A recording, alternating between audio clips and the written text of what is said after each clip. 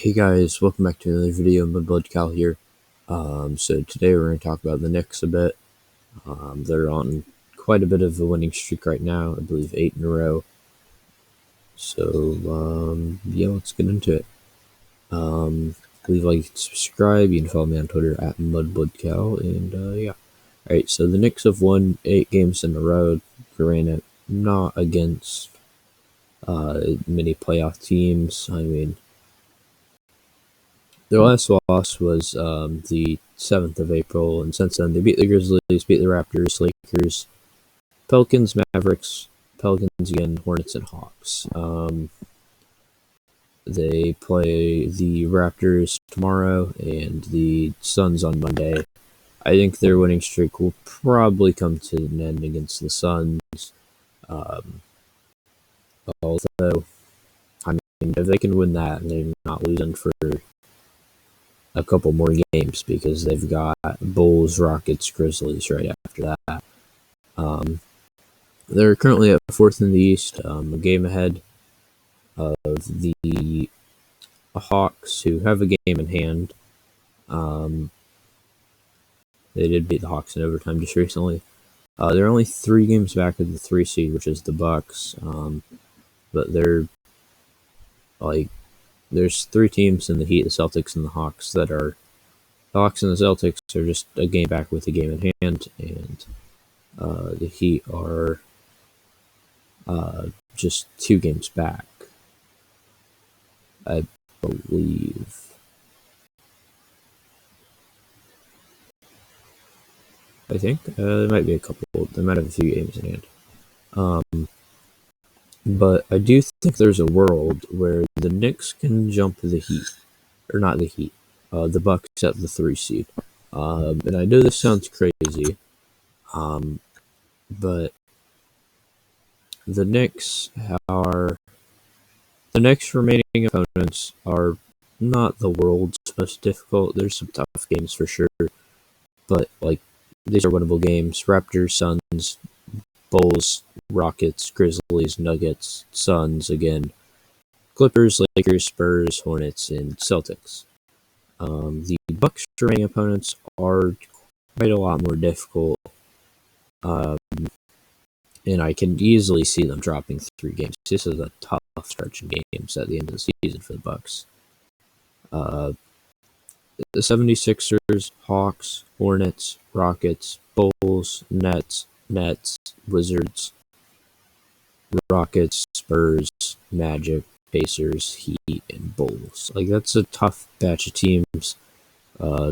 Granted, the last 7 or so games are not as difficult as the first 7 or so games, but I can definitely see them losing 3 of their next 7, maybe even 4 of their next 7, really.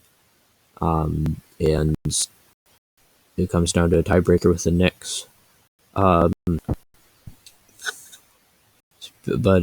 focusing back on the Knicks, obviously they have a lot of cap space coming into next season. If they're going to get another player, they're probably going to trade for him. I think Kawhi's definitely staying in Los Angeles.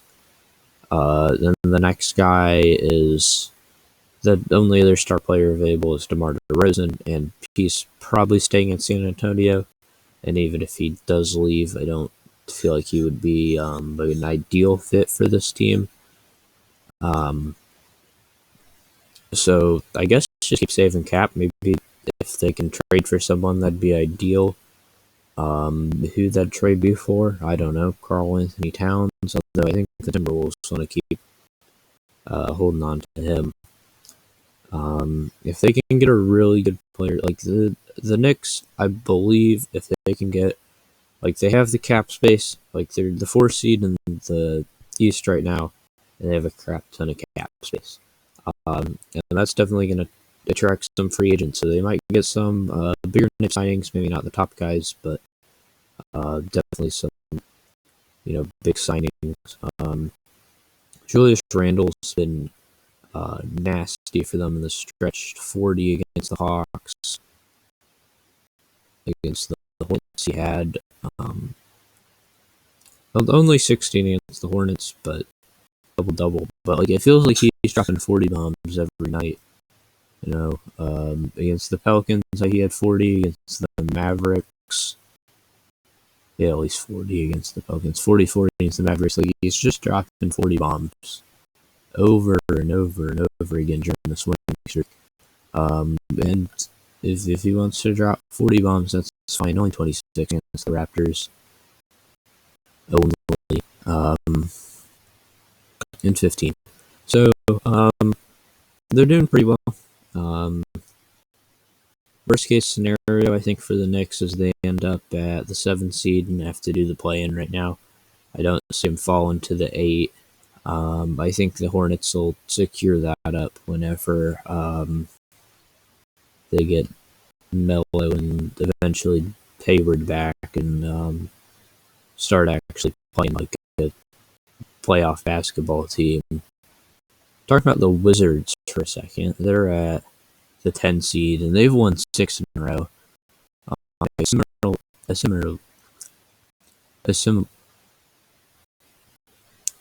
Similarly, I can't say words. You know what I'm trying to say.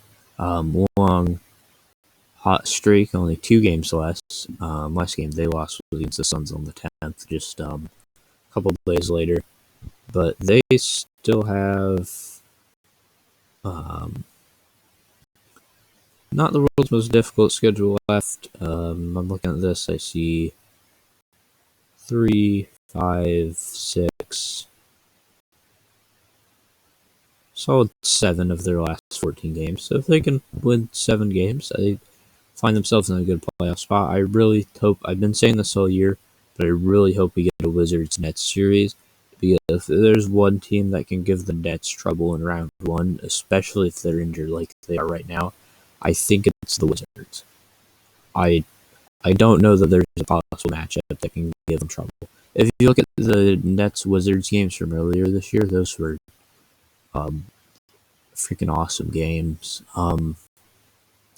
But yeah, I don't think there's anyone else that could possibly play the Nets. Maybe the Heat give them a little bit of problems. That'd be a fun series. I don't know.